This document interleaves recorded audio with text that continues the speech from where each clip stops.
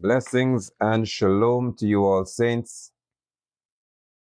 This continues to be the day that Yahweh has made, and we are encouraged to rejoice and to be glad in it. Welcome to this broadcast. As you join the broadcast, please indicate to me whether you can see and you can also hear clearly. I am sitting here before you today, absolutely stunned by Yahweh's wisdom. And as you join and you hear me speak to this, I reiterate, I am stunned by Yahweh's wisdom, by his prophetic nature, his prophetic direction, the ability he gives to those who possess a prophetic gift. I am absolutely blown away by this. Today, I praise Yahweh for all of you. Can you see and hear clearly? I bid you a shalom. Blessings, blessings, blessings. Shalom speaks of that peace that we have is divinely given to us by Yahweh. And that peace assures us that it's always well. It does not matter what you face. It is always well. It doesn't matter who comes up against you. It is always well. It doesn't matter who has betrayed you. It is still well. When you have the shalom of Yahweh, you are convinced that nothing that comes your way is by accident. You are convinced that nothing that comes to you is without your Father's divine permission and wisdom. Now, if you can think along those lines, then you don't have what people call bad days, and that's why you see I function the way I do. I don't have bad days. I do not have days when I'm ever down. It doesn't matter what it is, because I understand the divine nature of the God I serve. Hopefully you would as well. So thank you for the feedback. I am stunned. I'm stunned because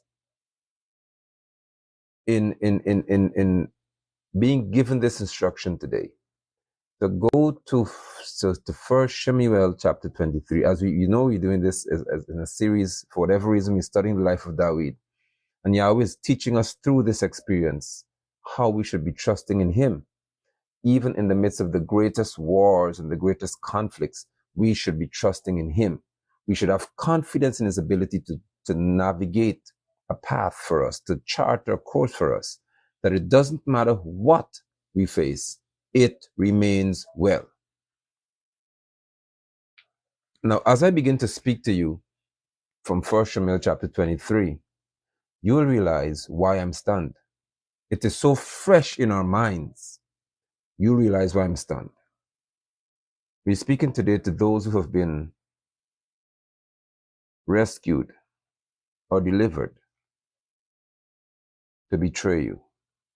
It's amazing how life goes. And as I speak to this matter from the scripture that I'm instructed to know this, we're going in sequence in Shemuel. We're now in chapter 23 of 1 Samuel. And when I speak to you about this, you're going to see how it relates to a current event in Guyana. If you follow me, you realize. 1 Samuel chapter 23. Apostle Lambert, good to see you, my brother. Shalom. Verse number 1. David was told, the Philistines are fighting Keilah and plundering the threshing floors. He was told in verse 1, in this first section, he was given a report. Now, I want to share this with you.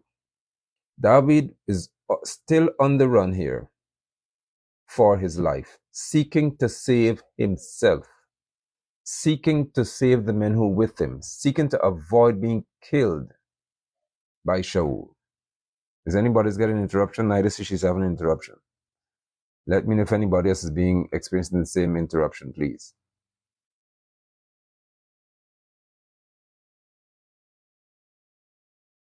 So David is running for his life.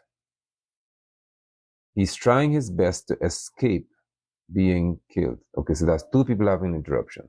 Anybody else? Better? Okay, fine. As he would have sought to flee from Shaul, he would have found himself in this place where Keilah, which means fortress, is being attacked. And David would have done something that's amazing.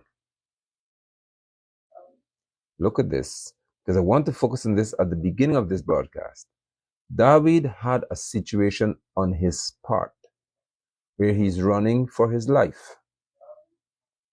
While running for his life, he was told that the Philistines, the people whose giant Goliath caused David to rise to prominence, the same enemies are attacking Keilah. And he's now given this information. They're attacking and plundering.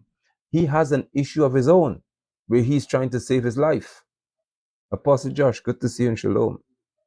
David is trying to save himself, or he's fleeing from King Shaul. And now he's being told that a whole city has a problem. Look at this. Verse 2. David consulted Yahweh. I want you all to hear this carefully. David, when he heard that people were in trouble, he consulted. He went to his God. He went to the only true and living God. Shalom to those of you just joining. Get this clearly. The man who's running for his life. Good to see you, Mayo. When the report came that there's a people in Keilah in trouble, David went to Yahweh. He said in verse 2, should I go and attack these Philistines? He heard that there was a problem. And though he had his whole life threatened, he still had concern for the fact that the Philistines are attacking people I care about. I want to submit to you right here that I don't know of any one of y'all who close to me and who submit to my leadership, who has your life threatened, literally threatened, who is under such a severe and intense attack that you know somebody wants to kill you. So if David could be in such a situation and still go seek Yahweh's face in reference to how he should respond to the knowledge he has that Keilah is under attack, and what should I do about this? You can't tell me then that anything about your life is so significant and so terrible that you cannot find time to meet the need of somebody who you know is in some sort of trouble or need.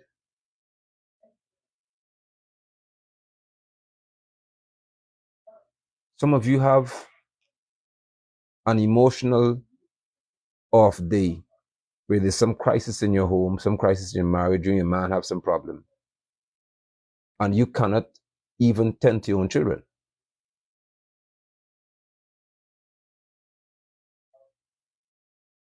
But you see here, David, whose life is under threat, could find time to petition Yahweh, to consult with Yahweh as to what he should do. He said, should I attack these Philistines? Because although my life is threatened by Shaul, the Philistines remain my enemy. Why? Because they're your enemies. We should not. We should not change our commitment. I don't know if I can trust eNetworks. Let me give it a try.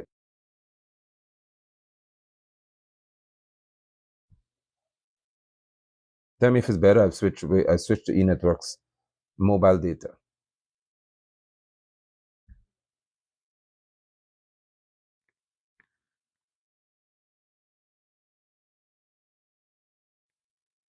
So he said, should I attack them?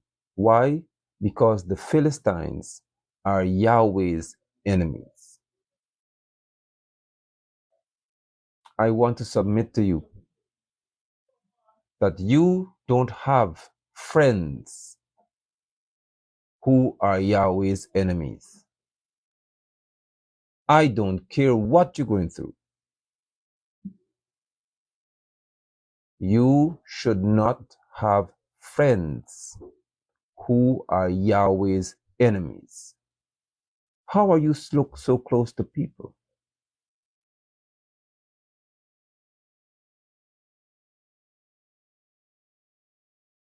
who are so far from the truth?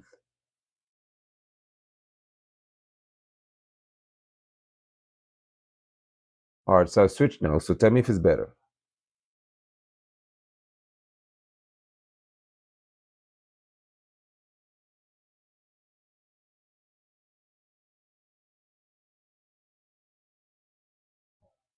Should be better now.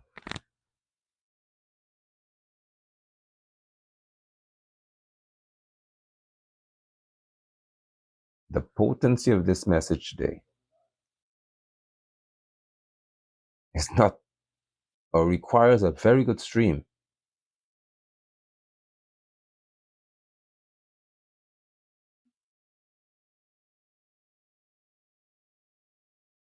Thank you, Lucky.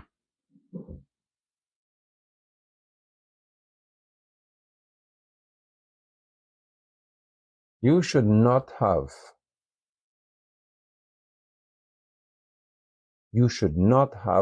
any occasion in your life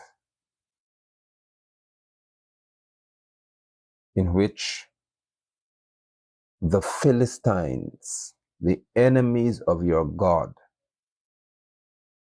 are able to gain your attention and your affection.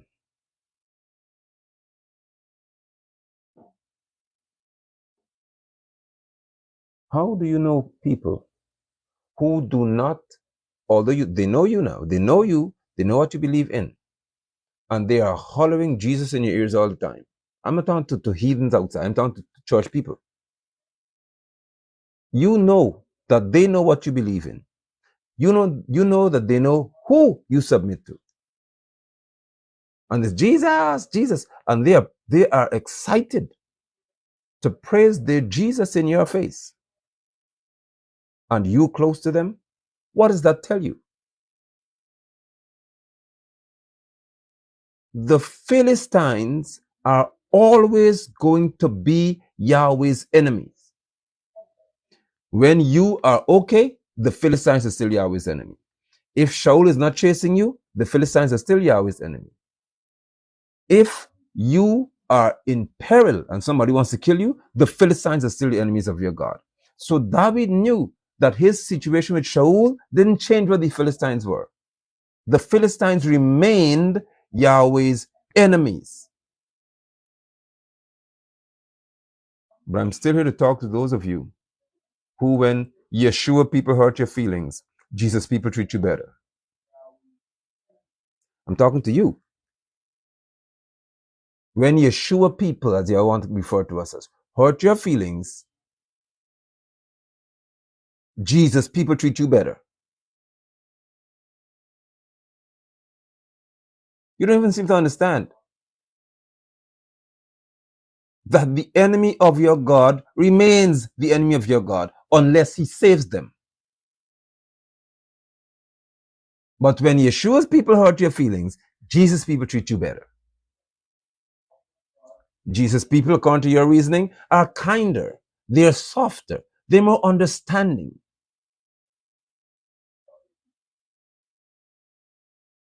Why should they fight you when you demonstrate that you are one of them? Why? So David petitioned Yahweh. That's it, neither. They're more compassionate. They understand what you're going through because Yeshua's people don't understand. We don't understand. We don't understand what you go through. So you can find those who believe in Jesus to understand your position. But David knew that the Philistines remained the enemy of his God. Brother E, shalom. So in 1 Samuel chapter 23, verse 2, David consulted Yahweh asking, should I go to attack these Philistines? Yahweh answered David, go, attack the Philistines. Listen to this. And save Keilah. Save Keilah. Save Keilah. Attack the Philistines. Don't miss this part. Do not miss this part, please. Save Keilah. Attack the Philistines. Save Keilah. Now pay attention to that because that comes back to you afterwards. David's men said to him, look, we're already afraid in Yehudah, which means worthy of praise. We're afraid here. How much more then if we go to Keilah to fight the armies of the Philistines? David consulted Yahweh again, and Yahweh answered him, set out and go down to Keilah, because, listen to this, I will hand the Philistines over to you. I will hand them over to you. This is Yahweh making a promise to David. I, not you, David, Yahweh himself will hand the enemy over to you. David and his men went to Keilah and fought the Philistines. They defeated them in a great slaughter and led away their livestock. Thus David saved the inhabitants of Keilah. David saved the inhabitants of Keilah. Now, you must remember for the entirety of this discussion that David was having problems of his own. His life was under threat.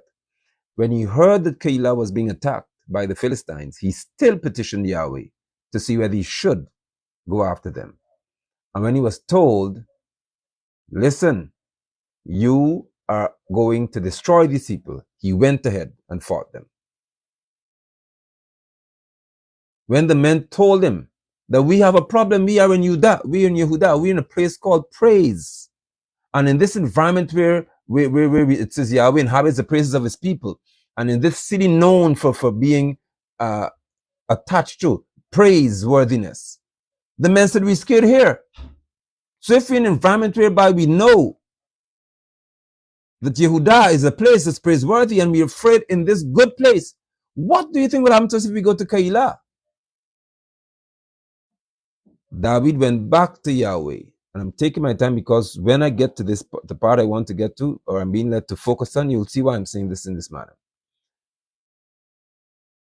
David went back to Yahweh to petition him again. And he said, I will deliver this people. I will hand the Philistines over to you. Verse number 6. When Abiathar, the son of Ahimelech, fled to David in Keilah, he brought the ephod, or what's called a ritual vest, with him. Because now the priest's son came to David. Look at this. Verse 7. Now Shaul, on being informed, it gets hot right here. Shaul, on being informed that David had gone to Keilah, had said, God, or Elohim, has put him into my hands. Now we're going to church here. You have people who believe that Shaul wanted to kill David. And he's now convinced that the fact that David would have left Yehudah and gone to Keilah, that this has to be the work of Yahweh. Watch this, not for David's benefit, but for Shaul. So Shaul is convinced that Elohim is putting David in a trap, which is, Keilah means fortress. So he believes that Yahweh is going to enclose David in this city so he could catch him. Y'all want to talk about spiritual blindness? It's not just the Jesus crew who has this. This doesn't start now.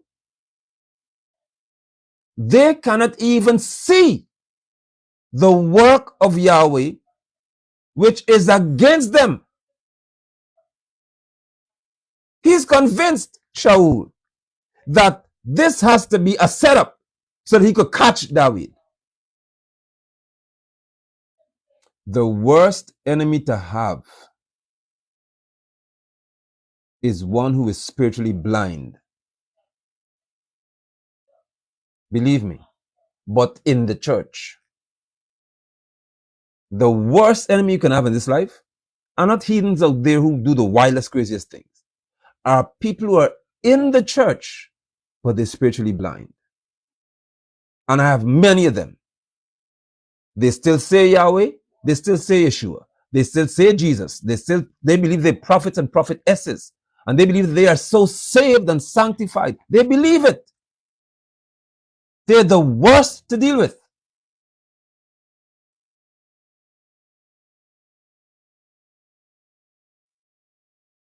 Because Shaul now is making a spiritual declaration that Elohim, God, has put him into my hands.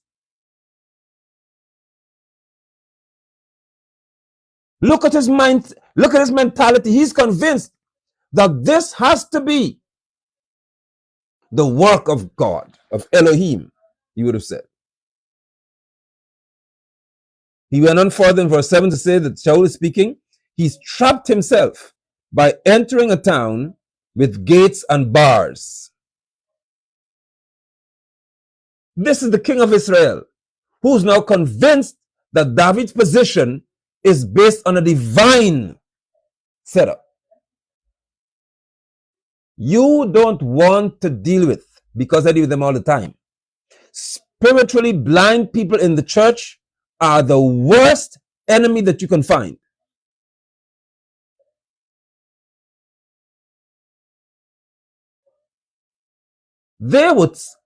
You'd be shocked at the things that they attribute to Yahweh. They would go and support the wicked to fight you and say that that right there is Yahweh speaking to them so that he could destroy you.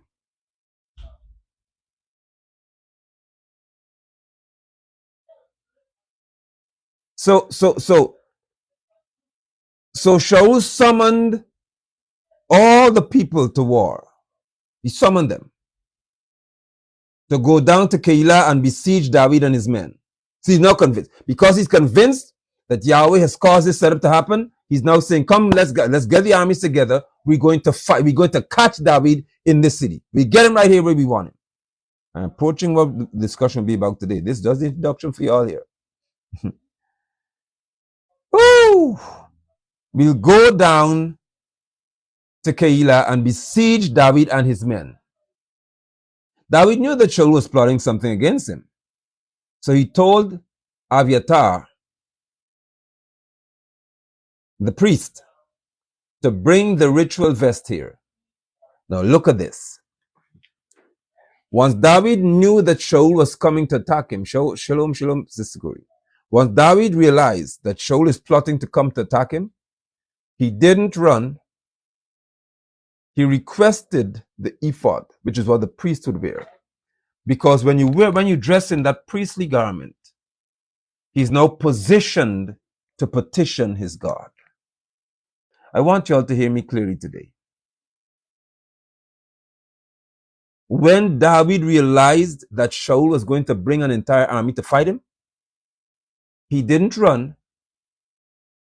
He requested the ephod, which is the priestly attire. Let me put this ritual vest on so that I could hear my God. Let me dress myself to hear my God. Who am I talking to today? Not let me run again. I'm not running yet.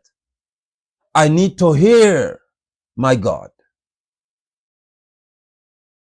I'm not assembling an army to resist Shaul.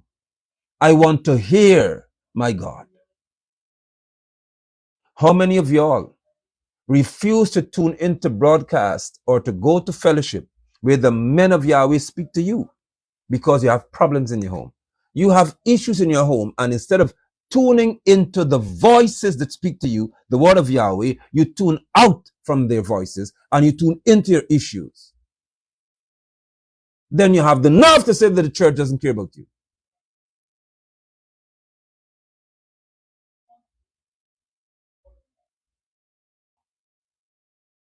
Your assignment when crisis strikes is to tune in to the voice.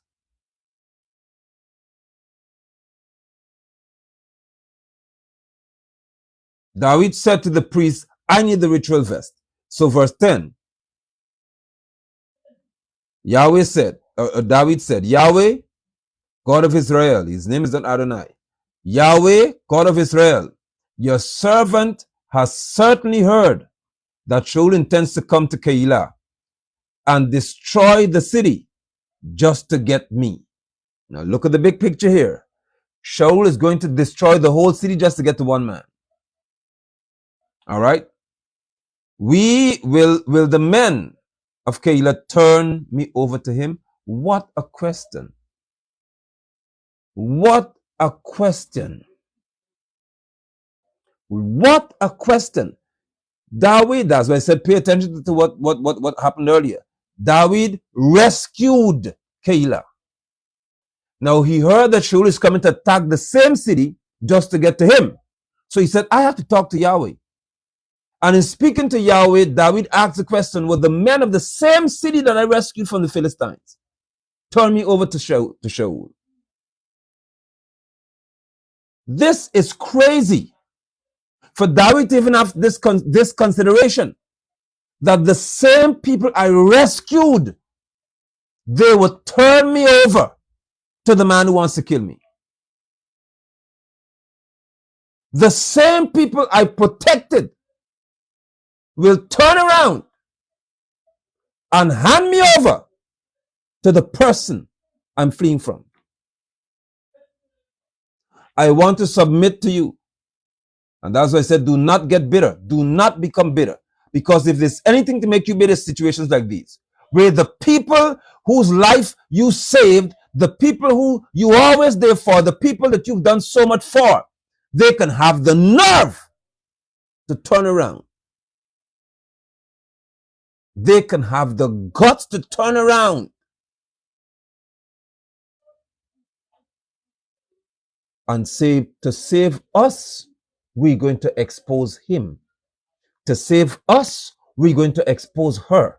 To save myself in this office, I will make Yahweh, or I will say that Yahweh wanted me to do this so she could lose her job. Just to save myself.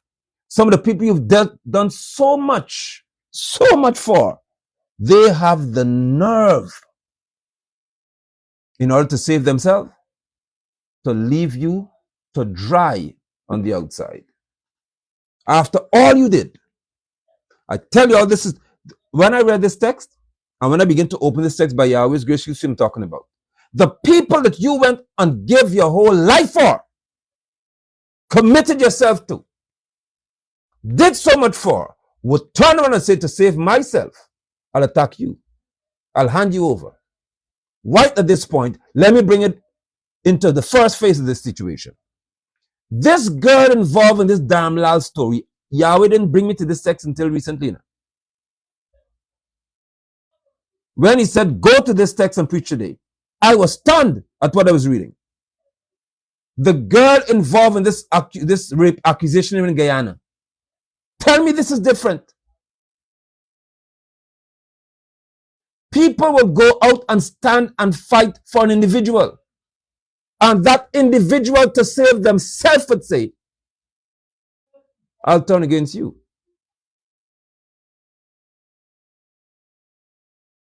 Just to save me, I'll make you, who stood for me, the problem.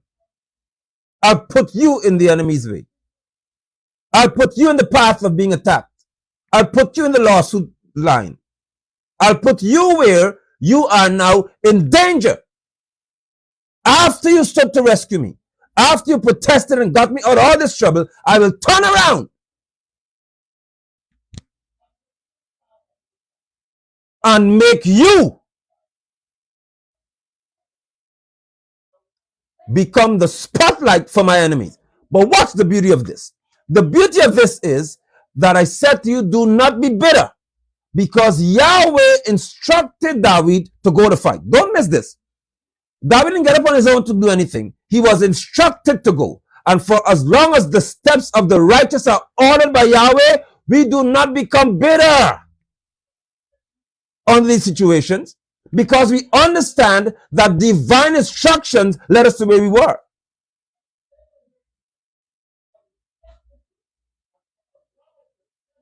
This is not us deciding. Y'all got turned on TV outside. This is not where we are deciding.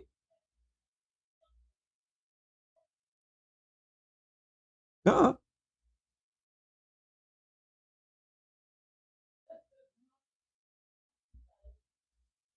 Yahweh has led us. Yahweh leads the righteous. Yahweh directs the righteous. The steps of the righteous are still ordered by Yahweh. And it's amazing to know that in the scripture you have a situation like this, where the people who Yahweh would have used David to rescue, he now has to ask his own God, are they going to turn me over to my enemy? What this? Will Shaul come down as your servant has heard? Yahweh, God of Israel, please tell your servant, this is David asking him in verse 11. Yahweh said, he will come down. First confirmation, Shaul will come after you. Regardless of what you feel, David, he is coming here. I'm blown away by this. Yahweh didn't say he's going to stop Shaul. You can get this here. Yahweh did not say that, listen, I will stop Shaul from coming to you. He said, no, Shaul will come. I want to announce to all of my enemies, whenever you are compelled, whenever you are, I'm talking to my enemies here now. When you are compelled to go after me, I am announcing to you, it is not your choice. There's a course or a sequence of actions to be taken before you're destroyed. And included in those sequence of action is you're coming after me. When you feel in your mind that you must chase after the righteous and do whatever you can to go after the righteous, I am telling you that there's a course of action that Yahweh has you to take, and a path he has you on, and the end of that road is destruction for you. I love when my enemies are confident, when they don't show any sign of fear of the God I serve. I love it bad. When y'all could decide that you're going to attack the saints and say what you want and turn against the saints when you were supposed to be among the saints, I get excited. Y'all never heard me call any prayer meeting here and I ask you to let's connect in prayer and let's agree in prayer. Agree in prayer? No. When my enemies are coming like a flood, I get excited. I am happy to see those who say they know Yahweh turn and fight me. Because there's no way that you could say you know Yahweh and you could still turn and fight a sin. You have to be out of your mind. As they say in the South, your cotton picking mind. But that's not good because that's a term in slavery. But you must be out of your head to say that you know Yahweh, but you fight against the children of Yahweh. Then you don't know him. Because if you knew him, you'll never fight against his people. The text said that Yahweh shall fight for us. And you say you'll fight against us? The text reads, Yahweh's promise is that he will fight for us. And you say you know him and would want to fight against us? Are you okay? Saints, I am here to instruct you Do not ever lose heart and get sad and sorrowful over people attacking you. If ever the enemy is seeking to focus on you, rejoice.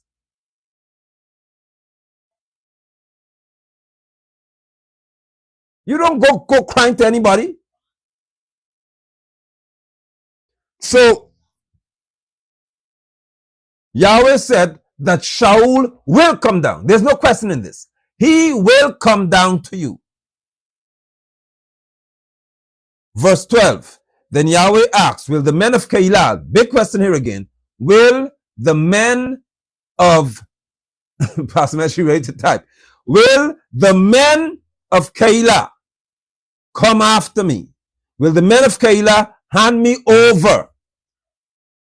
Oh my God. Hand me and my men over to Shaul? Listen to the question. The same people I helped, the same people I stood for, the same people I put my integrity on the line for, will they hand me over to Shaul?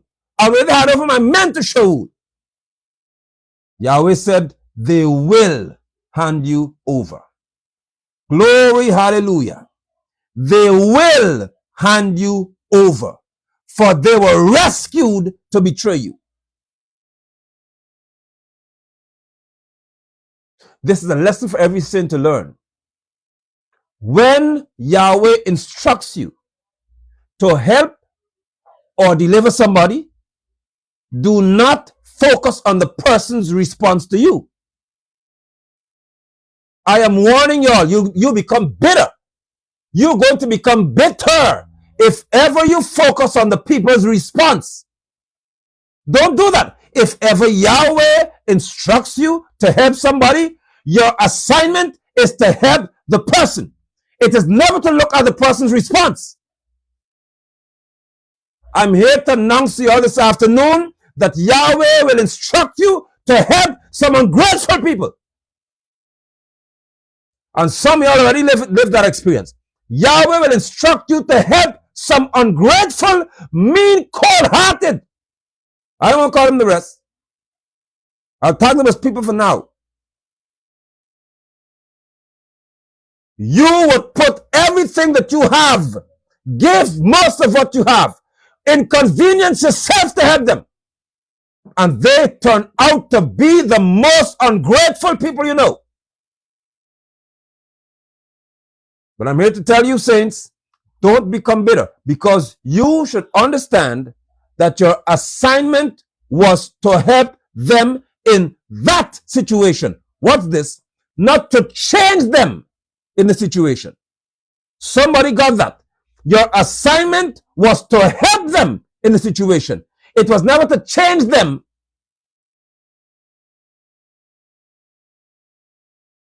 You could help the hell out of some people, and they would remain the most ungrateful that you know.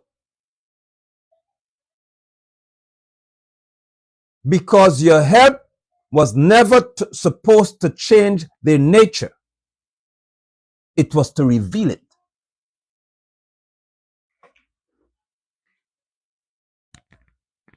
Let me say to you again, your helping them was never to change their nature, it was to reveal it. I'll tell you again, your helping them was not to change their nature, it was to reveal it. And because you helped them, that is how their nature became revealed to you. If they were allowed to be destroyed by the enemy, you'll never know what they really were. You'll believe that the enemy killed these good people. That's what you'll say to yourself. Imagine that this girl husband just beat her up and put her out of the house. No! You had to help them to see what they were. Oh, I thank Yahweh that I sat with some of y'all and counseled you and invested so many hours and in some cases years of my life, because it's the investment that I made in you that made me see what you are. I could never call you ungrateful if I didn't do something you should have been grateful for. You need to think on that. I cannot call you ungrateful if I do nothing for which you should be grateful. So the only way that your ingratitude can be exposed is if I do something that should make another person grateful. I hear Yahweh telling someone of y'all in this broadcast today, help them to reveal what they are. Do it. You help them. Because if you don't help them, you will have a, Lord, please put a gate before my mouth. If you don't help them, you will have a leech on your hand. And you'll be investing in somebody who doesn't deserve another second of your time.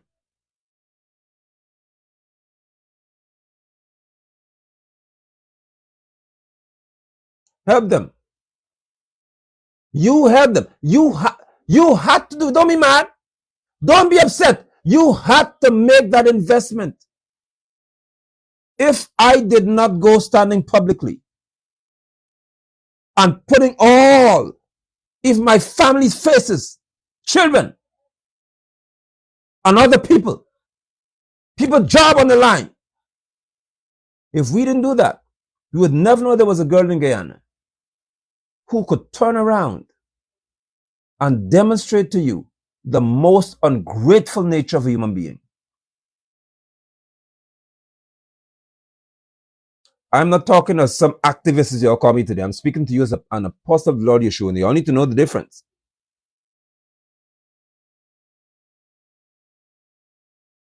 Because you cannot tell me, none of y'all could tell me, as a female, not one of y'all could tell me.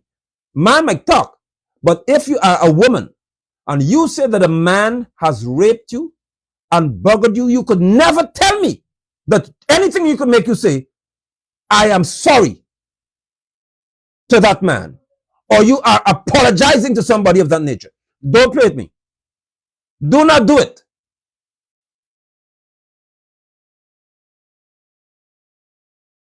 Now, you may say, I don't want any more to do with this matter. I had enough of this situation. I'm done with this case.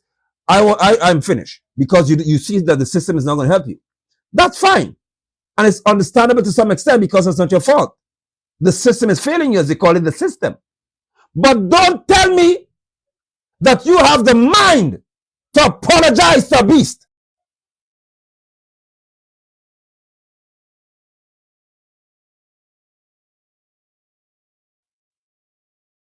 And don't tell me that you could know that people across the world and those in your own nation stood for you as an individual. And you would not even say thank you. I appreciate the gesture. Or I'm grateful that you showed interest in me as a person.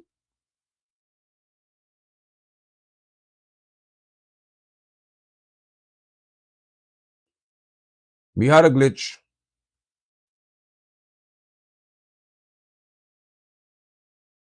Tell me if it's back. I know it was bad just now. It was gone. But I'm back, apparently. Good, seems to be back. No. Let me come here with y'all. Let me come right back here to you, because I don't want to miss this.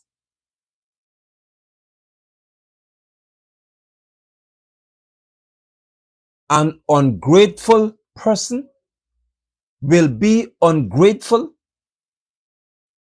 only after you would have done something for them for which they should be grateful.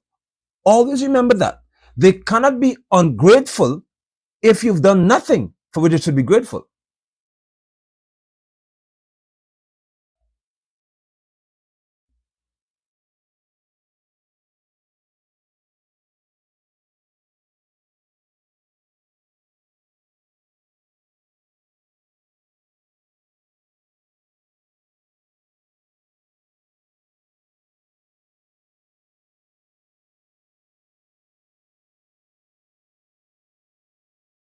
I'm speaking to saints today.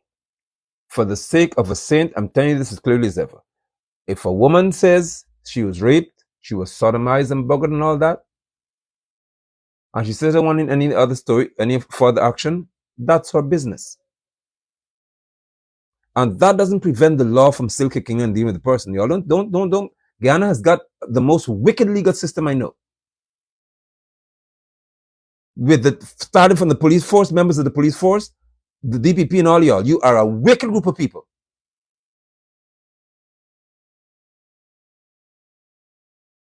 Now, if people are out there fighting for the cause of that individual, and the person wants to say, I don't want to pursue this anymore, I'm tired of what I'm dealing with, say that. But you should never tell me that I must understand somebody attacking those who seek to defend their best interest and to fight for justice for them. Don't do that. There's nothing to be understood in that.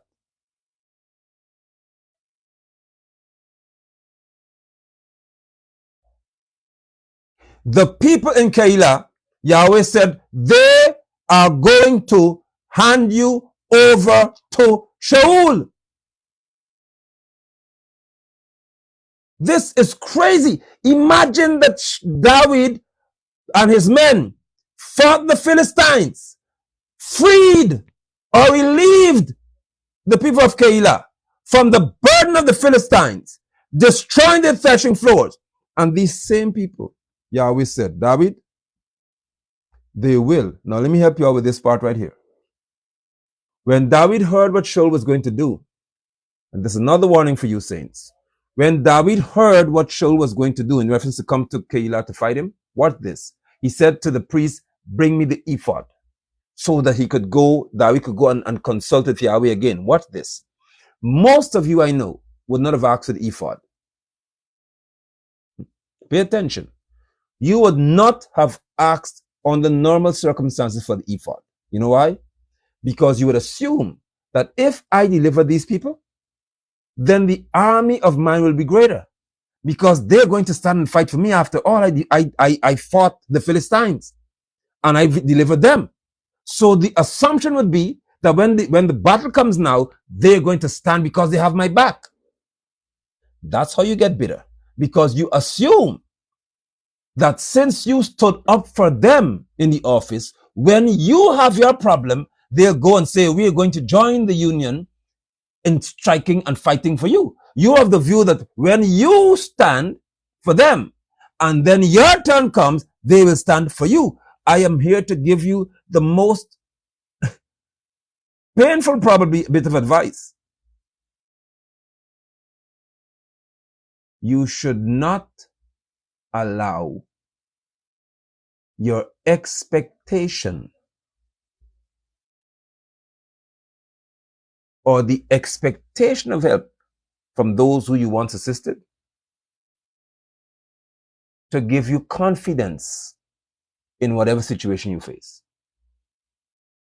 Do not allow the expectation of those, your expectation of those you once helped, to give you confidence in whatever situation you face. You will be a bitter person. You'll be a hurt person, because your speech will be, imagine that when they had the problem, I was there for them. Now I'm in this situation, I'm all alone. Exactly.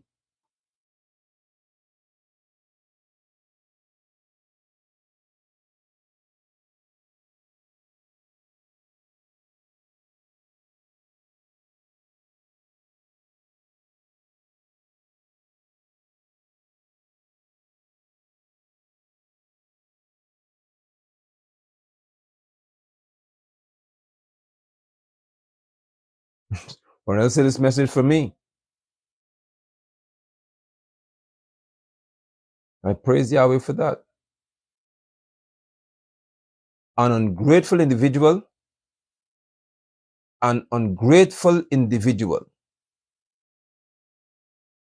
would receive, please hear me, saints, an ungrateful individual shall receive everything they can.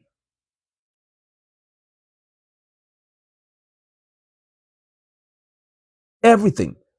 An ungrateful person will receive from you everything they can.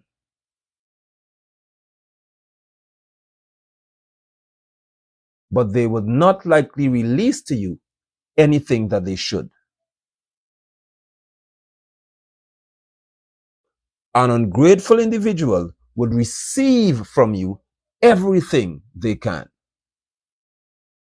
but they would not release to you anything that they should.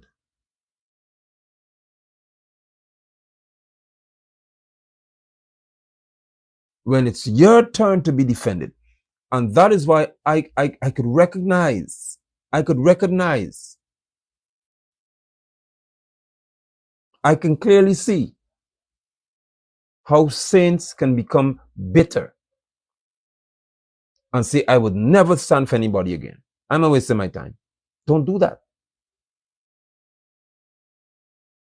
You don't stand for people, you stand for principles. It doesn't matter what the face is, you stand for the principle involved. Never stand for people, stand for principles. If you stand for principles, then if another person is in the same position, you stand for them because it's the same principle that applies. But if you stood for a person, you would then say that this person did this to me, so anybody else that mirrors this person, I'm standing for them. You don't do that. You stand for principles, not people.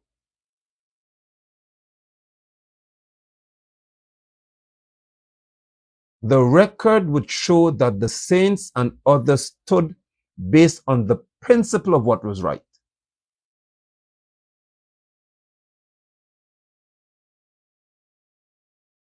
Bless you, Sister Mish. You stand. If you know something requires a particular posture, you do it. Because what some of you need to recognize is that the people of Keilah, when Yahweh told David what he would do, what they would do, David knew then that his actions were not supposed to be the typical action, which would be to stand here and to expect them to fight with me. The action would be now to leave the city. That's the action. Now, Yahweh told David to do something that would have been unusual, which would be to walk away from the people that you expected, or you know that others will expect to help you. As saints, we are wired differently. We are different people.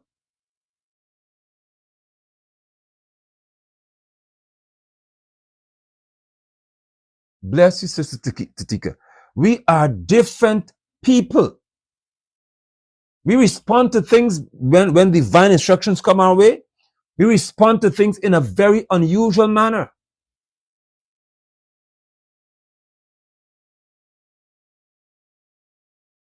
Differently.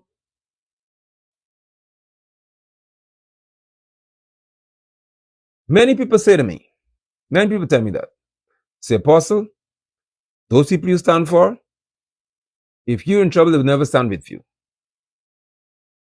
And with Sheriff Fife and the dogs, it happened. They didn't, not one soul, not an individual came to say, I'm going to stand with you because this is injustice.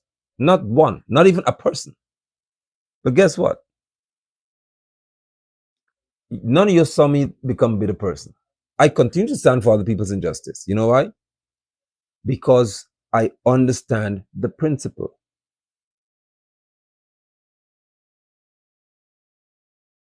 The principle involved is that my standing against a wrong is not about the person who has been wronged. It's about the wrong that has been committed. So for as long as that wrong is committed, I continue to stand.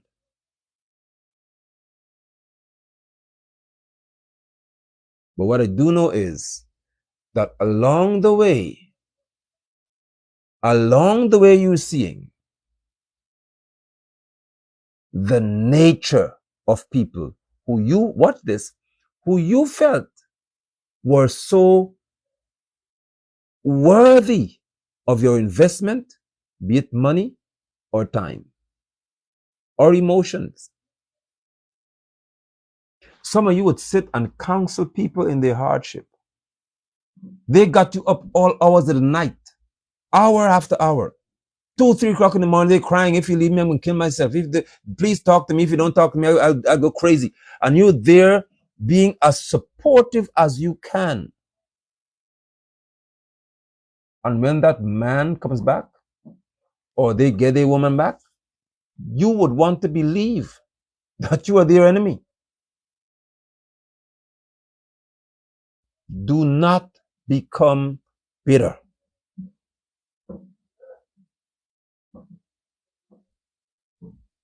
Your assignment was never to make them a different person.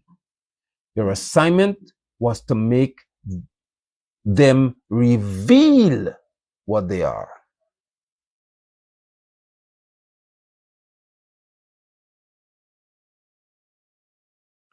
In the midst of what David was faced with, in the midst of what David was experiencing, which would be his life being threatened, he saw no issue with seeking his God to have direction as to how he should deal with the enemies of his God. I want to read for you a text in this same scripture here, yet again. I want to show you this. 1 Shemu chapter 23, verse number 2. I'm going back to the top for y'all. Listen to this carefully. Verse 1 and 2. David was told, the Philistines are fighting Keilah and plundering the threshing floors. Verse 2. Listen to this carefully. David consulted Yahweh, asking, should I go and attack these Philistines? Do you hear his question? Should I go and attack these Philistines? Do you hear the question? What was David's focus? He never said, should I go and save Keilah?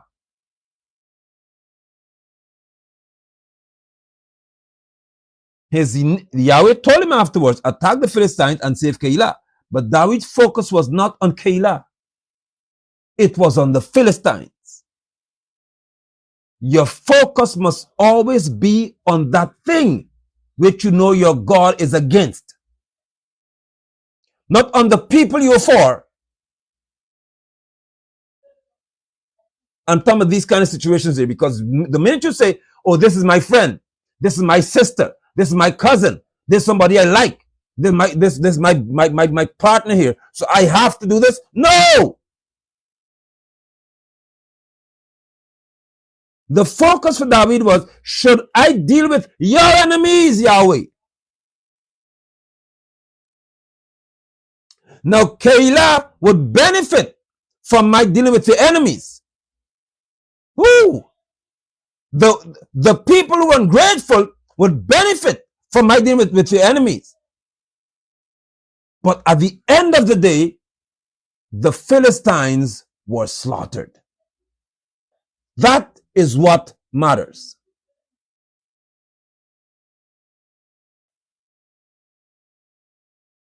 The Philistines were slaughtered.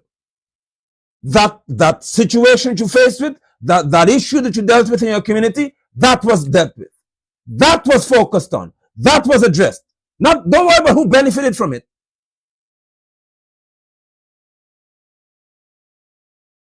When you stand in your office and you say, listen to me, we have to have proper water in this building. I need to drink water and whatever you stand for, and the water pitcher comes in, the water cooler comes in, and you now have cool water in the office. Don't look at who benefited from the cool water. Look at the fact that your position caused you to have a situation addressed. Don't get bitter. The moment you become a bitter person, you would cease to function as a saint. The moment you become a bitter person, you stop functioning as a saint. Somebody please type this. And I'm giving you principles before we go here. Bitter people focus on who made them bitter. You could put your life on that. Bitter people focus on who made them bitter. How do you know bitter people? They focus on one person all the time, or whoever the group are. Their mind is etched on who made me get like this. You could be surrounded by 1 million people who love you and mean you well. And if you're a bitter person, your focus is on who made you bitter. You don't see better. in people when you're bitter.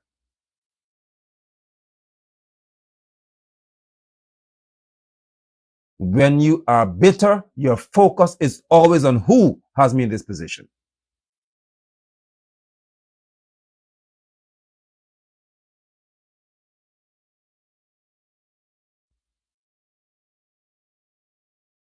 A bitter woman never sees a better man.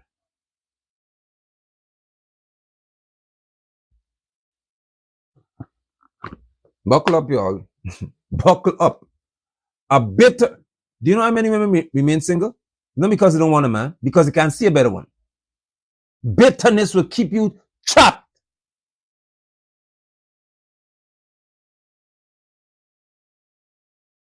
You can't see a better man because you always think he's just like the other one.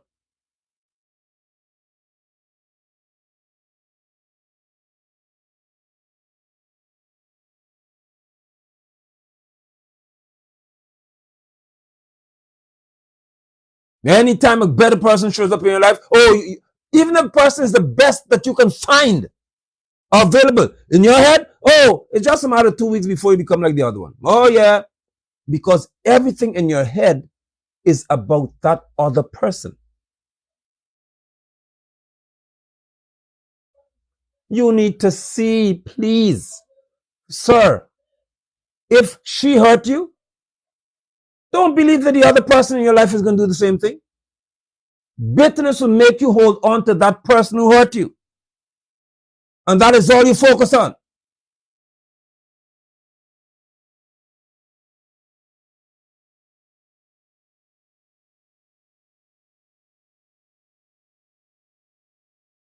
I'm telling you as a saint, you must be able to understand that as long as the Philistines are slaughtered, as long as that situation is dealt with, then it is over.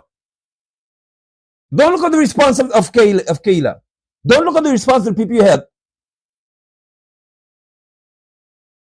Their response is not always going to be that which is best for you and best to you.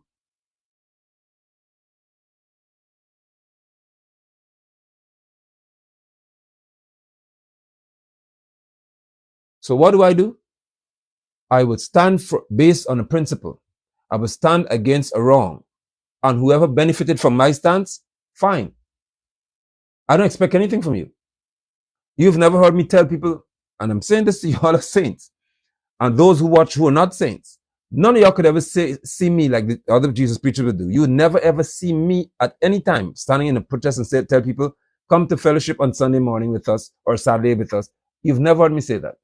You have never heard me tell people, even on a broadcast speaking here, about a matter that is wrong, in reference to a social issue.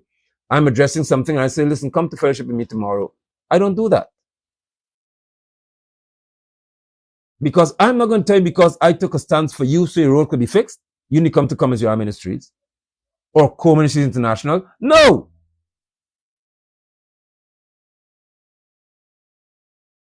My stance is not one to bring you to church. It's to address an issue.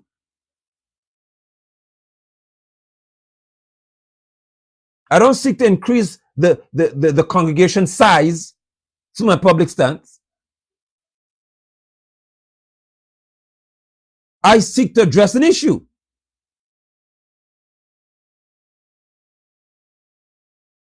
Now, if someone decides and they say, listen, based on what I saw in this man, I can see this person is somebody I could listen to in reference to speaking to me. I will go sit in the fellowship and listen. Fine, that's your business. But you would never hear me say at any forum when I'm taking a social stance on an issue, come to fellowship with us, or have somebody assigned in the wings, come to see us Sunday. No, no, no.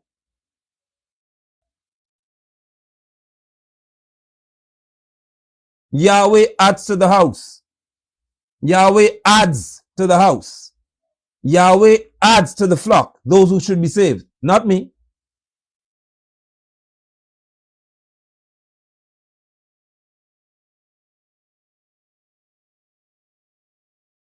So David did that which was unusual in that he petitioned Yahweh because he was not expecting Keilah to defend him. So he said, no, I'm going to hear what Yahweh has to say. And he heard that Keilah will hand him over.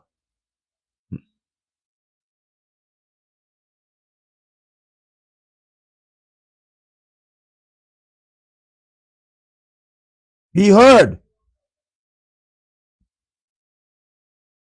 that the people he rescued were prepared to betray him.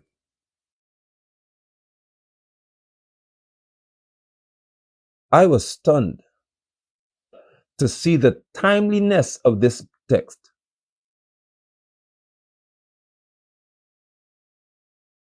As applies to the situation. Let's not forget Yeshua going to rescue his disciples from a storm,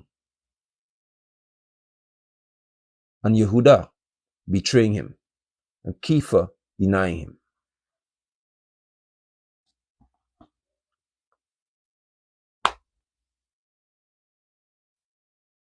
And I want to talk about that Kepha situation before I leave you, because somebody needs to hear this today.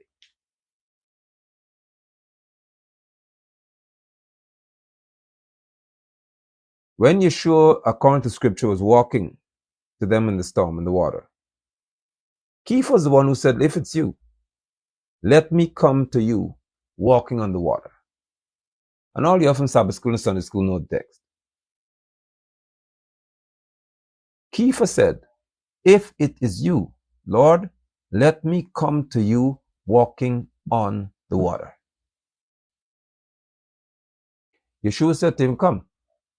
And you know the text. He walked according to the text. And then the storm, the ferocious winds and the boisterous winds made him lose focus, and he began to sink. And he said, Lord, help me. Save me. And he was saved. He was rescued. He was taken back to the boat. Are you all still there? Now, that same Kepha, when Yeshua was arrested, and the girl said, I saw you. You one of them. And he said, I don't know that man. Are you still there? The same person who saved Kepha's life. Kepha said, I do not know him. What's this?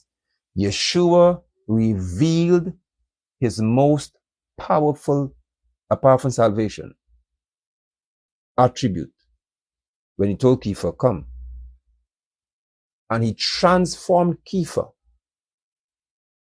into being like himself, which is to walk on water in the storm. Just to convince Kepha, what this? That your doubt gave you power,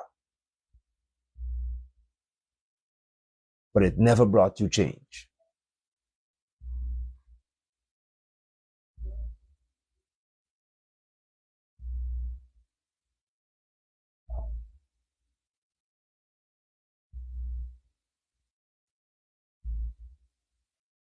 You questioned who I was.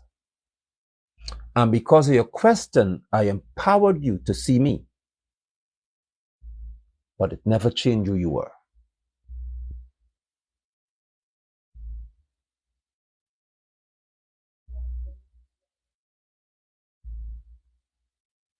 I'm never impressed by people who climb ladders in life.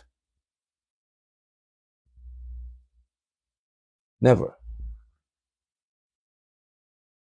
Don't believe that because you are elevating in something in life, it impresses me. What I pay attention to is who is going up this ladder.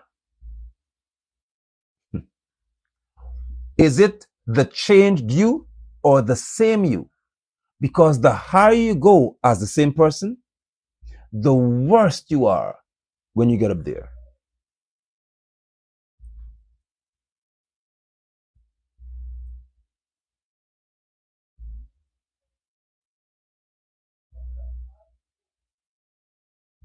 Kepha walked. And he said, Lord, rescue me. When he said that, he acknowledged under pressure that you, Lord. He said, Lord, if it's you, let me come. That's a statement of doubt. Yeshua said, come. He walked. He transferred him, gave him power to walk on water. But he didn't change who he was. When he got close to Yeshua, he began to sink because of the noise of the waves. And Yeshua reached his hand and held him. He was that close. And he was rescued. He was rescued and he walked back to the boat. When the girl said, and the man said, and the soldier said, I know you.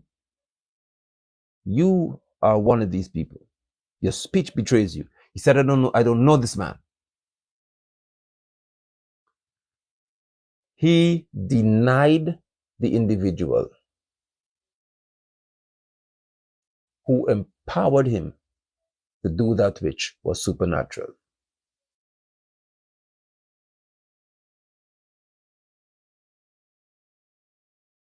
Yet some of y'all are upset about people who you say you help, but they walk past you in the streets as if they don't know you.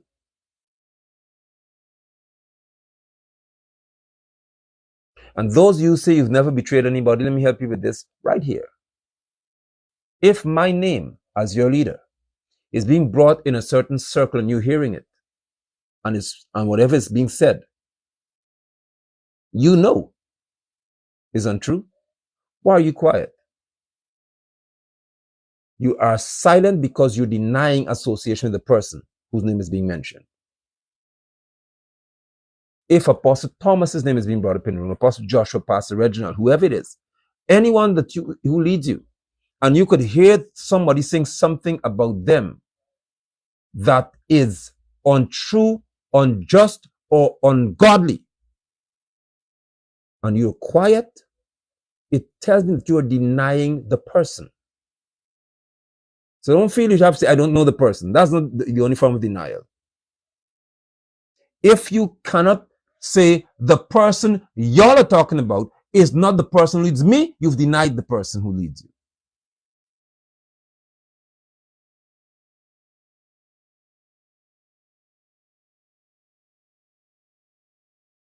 Those who call me dad and whatever else it is, let me tell you all, I have a father, his name is Errol London. There's no creature who could talk against my father and I hear it and I'm quiet.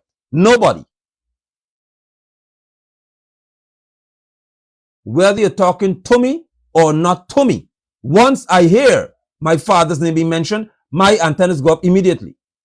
And it had better be that you're saying something that's good. Because somebody typed this, my silence denies my leader. My silence denies my leader. My silence denies my leader. My father will never ever be able to say that I was quiet when anybody sought to disparage him. Not me. You will get the best of me.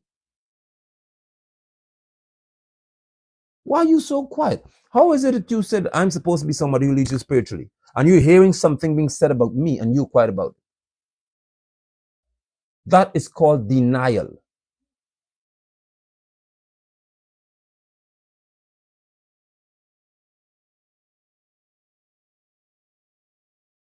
You think anybody could be talking about Apostle Thomas or Apostle Joshua or Apostle Lambert and I'm quiet?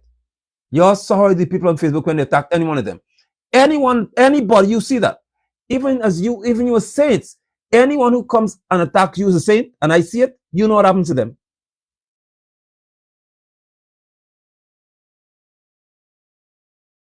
I show you by example. Nobody could come around y'all funny on Facebook or social media and I see it.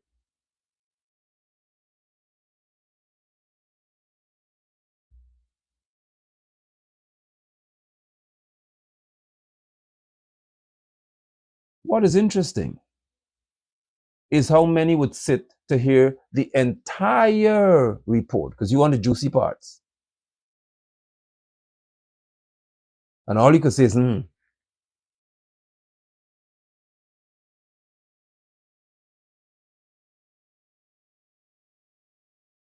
That's all you have to offer.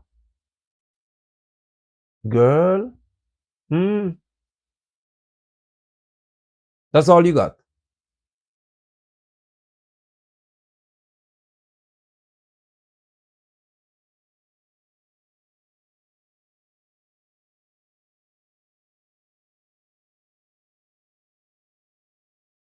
Yeshua HaMashiach rescued a man named Kepha. He empowered Kepha. He rescued Kepha. And Kepha said, I don't know him.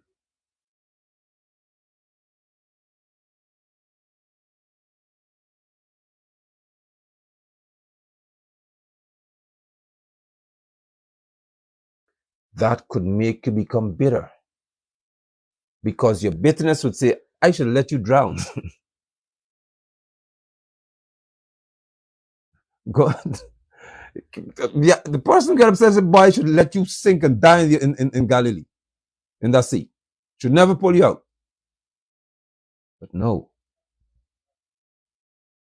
because Kepha's betrayal was prophetic. Yeshua told him that you shall deny me 3 times before the rooster crows. You will do it. So in order for me to hate you, I have to also hate the fact that I prophesied what you'll be in. And I'm not going to do that. I'm not going to get myself to that place with you, Kepha. No. I said you'll be here. You are still my disciple. You are still an apostle sent by me. But I had to reveal to you what you were.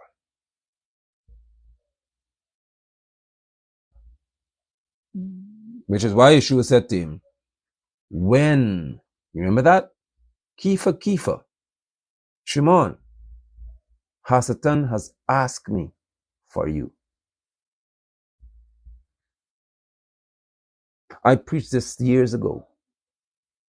I spoke to this years ago. I speak of it again because the church has attached so much weight to Yehuda, who you call Judas, and you missed what Yeshua said to Kepha. Hasatan has made a request, which is a rightful demand. That's what it means, to have you. Why did he say that? Because if you are going to be somebody who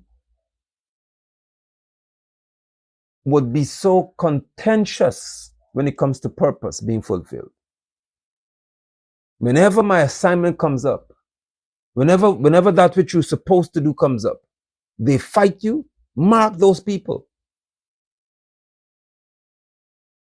I'm coming to you here at this moment to understand the people who you would rescue, and in them showing you gratitude, they are against your assignment.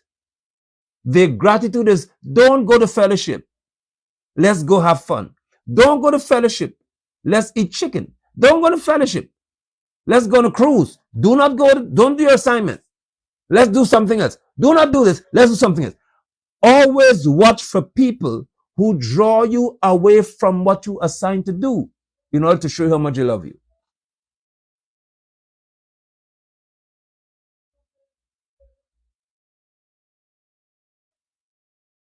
Kepha contended consistently with Yeshua's assignment. And Yeshua said, Hasatan has asked for you, which is to make a rightful request, that he may have you and sift you as wheat.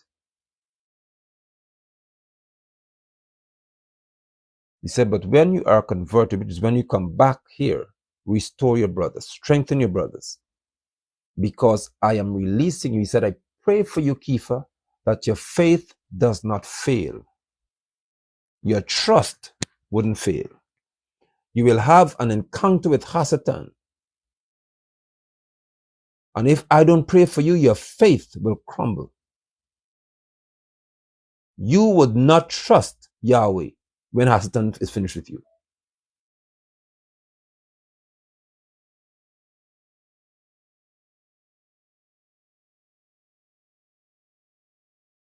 And after you would have said that, Kiefer said, I don't know him. All that came after. Kiefer said, I don't know this person. Who is the father of lies? Come. Yeshua is asking, Apostle, what came first? The request by Hasatan or the declaration of Yeshua? Which declaration? Do you deny me? I'm not sure what the declaration is. But he did right. So Yeshua said, I don't know which aspect he's speaking to Yeshua, but however, Yeshua said to Kepha, listen, Hasatan has asked me for you, which means that Hasatan made the request first.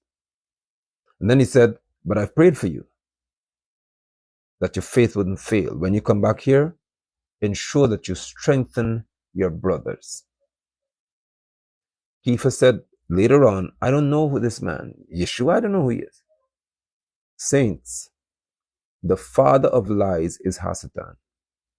Kepha manifested in that moment whose control he was under.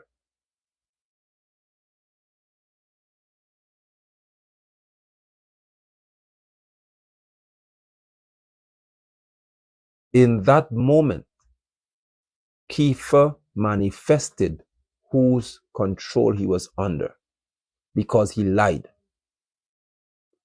I'm speaking to those of you, I'm addressing those of you who sit in a room and hear lies about your leaders and you're quiet about it. You are manifesting who you are. There's a reason why certain people cannot walk with me anymore. Because now some of you don't like it because of association and friendship. But I'm telling you, a child of Hasatan will always be comfortable in their father's presence. Please type that. A child of Hasatan will always be comfortable in their father and their siblings, which will be other children of Hasatan like themselves. They'll be comfortable in that environment. They'll be comfortable among their family, which is the adversary's children.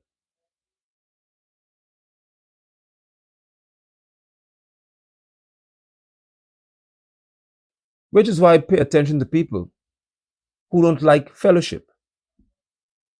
You all swallow hard. How are you a child of the Most High Yahweh and you dislike being among saints? I'm not talking hangout, chicken barbecue hangout. I'm speaking to us gathering in a place where we worship, we adore, we sing, we praise Yahweh, we hear the word of Yahweh spoken. How you don't like that environment? What is it about that environment that makes you so uncomfortable? You're not a saint.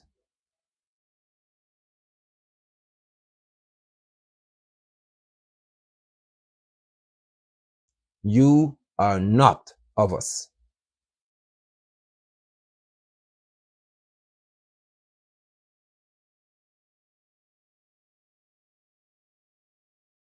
And what happens many times is that we are instructed to help the likes of you.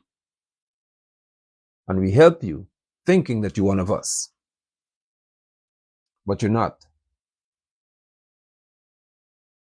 And the only way that you can reveal what you really are is when we help you. Only when we go out of our way to help you is when we see what you're really made of. You don't see it before. You do not see it before. It is only after some crisis comes in the picture. And we a Ghanaians would say you throw out your belly. You do whatever you can for you. That's when we see exactly what you are. It's only when we go and empty our bank account to give it to you that we know that you're not somebody who's trustworthy.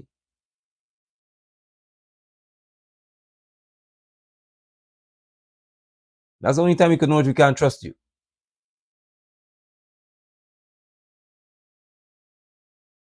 It's only when we position you to say that you are our sister, you are our daughter, you are a son, you are protected by a father. That's when you show that you're a rebel. That's the only time. I could never knew some of you were rebels until you began to call me a father. When you start calling me dad, and most of y'all, some of y'all like harp on them, I told them to their faces in the presence of other people. Watch it. I said this publicly to Harp, Roxanne Harp and her husband. Watch it, you, because I will correct you publicly and exactly and manifest what you are. I told him that. You come to me, Yahweh say that I must call you father, or really, I must call you my dad. Okay, well, I told them in front of people, I will correct you, deal with you, because if you decide to do something, if you're going off track, I will tell you that you're wrong.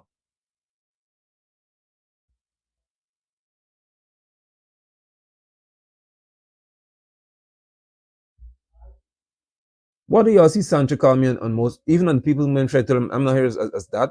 What did she call me? Dad. You remember that? Who used to call me dad on the people's movement show?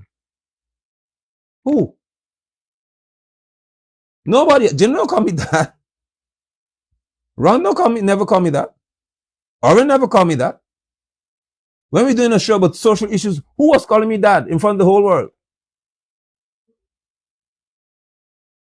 It is not, listen to me. When you have certain relationships established, that's when natures are manifest. The only way you can manifest yourself as being a rebel is if you have to be under submission. Let me break this down for you. Rebels do not fight peers. So if ever you see we equal, you don't fight. Rebels never fight peers. You cannot rebel on one level. You can rebel against what's above you. So for as long as a rebel sees you as being the equal, they never fight. You friends. Which is why rebels have friends that they function well with. Because rebels do not fight peers. You can only rebel against authority.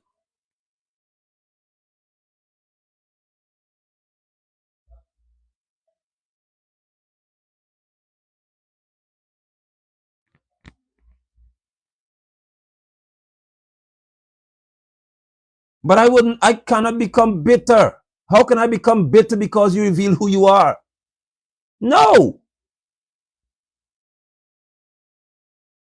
Once you reveal who you are, I am informed. I'm not bitter. When someone shows you who they are, be informed. Do not be bitter.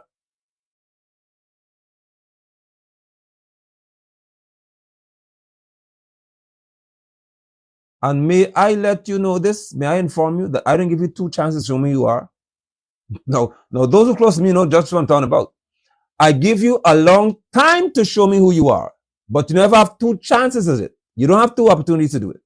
My children who can know outside shout amen, because they get mad at me. I have the longest rope apparently in dealing with people. I would give you a long time to show me who you are, but you don't ever have two shots at it. Once.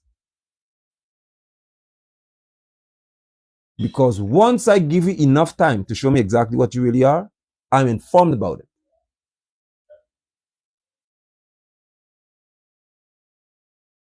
And once I see who you really are, you're not having a second chance to show me something else. I don't say what I see now is not what it is.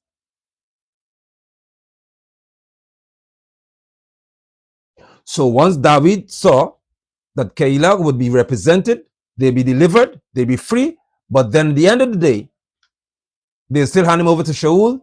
David and his men left. And I close. They left. Y'all can't miss this. And I close. Once Keilah, the people showed David, that city, that we are prepared by Yahweh telling him, these people hand you over to Shaul and let him kill you. David left. Don't miss this. Ask yourself the question. Once David walked out of there, what would have happened to them when the Philistines come back? So the guy does this. Ask yourself the question. If you feel when they reveal themselves to you, they're ungrateful, it hurts you, it doesn't hurt you. Don't be hurt by it. Leave. Because once you walk away, once you leave Keilah, the Philistines still exist. What becomes of them when the Philistines return? Saints, I end on that. And that's why you shouldn't be bitter. You don't have to be bitter with them. The Philistines will always come back. You don't have to be bitter with them. The Philistines will always return. Do not be bitter. The Philistines will always come back. But remember, they revealed to you that they prepared to hand you over to the Philistines. So you're not coming back. Then they say you don't have love. You know the talk. You don't have love. You don't care. Imagine I call you, didn't answer your phone. Call me. Text me. I've had enough experiences with you. And I saw what you are. So don't text here. Saints, I remain grateful. I thank Yahweh for you all. I thank Him for the time spent with you. I can always say to you all that the kindness you showed to me and to my family, it is always touching. It is heartwarming. It assures me that Yahweh really has saints in this world who understand that obedience is a complete package, which includes how you treat those who teach you. Those of you who understand the principle, you give to my family, you give to me, because the scripture commands you to do so. And for that, I remain grateful. Do well. Be strong. Remember that you must not be bitter. Do not be a bitter person. When people reveal what they are, when they show you who they are, be informed. Do not be bitter. Move on. Love you all. Do well. Uh-oh. Marcy said I have a question unrelated to the word today. That's fine. Okay, Marcy has a question. I'll await your question, Marcia, before the saints get off. 3 p.m. tonight. Yes, brother Aubrey. We should be having the People's Movement show tonight. We have to unpack this girl's video. I hope I can get it uploaded this early. Where's Marcia? Marcia Collins has a question. One, don't be bitter.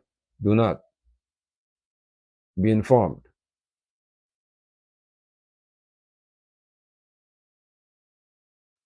But Marcy is asking, is there an initiative to help folks displaced by having their homes bulldozed?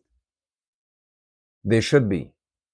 I think that Minister Brooms has got, I call him Minister, Simona has got something that's in place. I will chat with her to see, and I'll certainly let you all know. All right? Thank you for the question. Do well, y'all.